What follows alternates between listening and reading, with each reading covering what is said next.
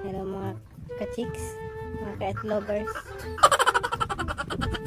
Silip-silip lang muna tayo. Huwag muna tayong pumasok. Kilala kong kaliskis mo, oy. Baka may istorbo sila.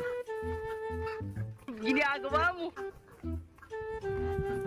Ito naman yung mga bago. Mga bago.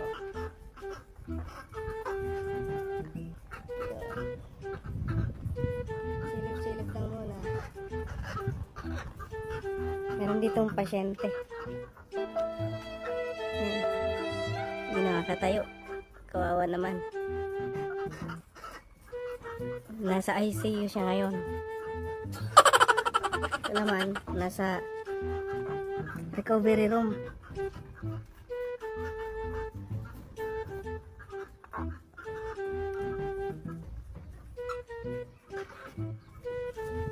Tilpan ng ating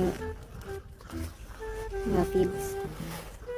Ayan, layer feeds para dun sa mga nangingitlog. At yung mga bago ito, yung grower. Tinitimbang natin yan lahat. May mga vitamin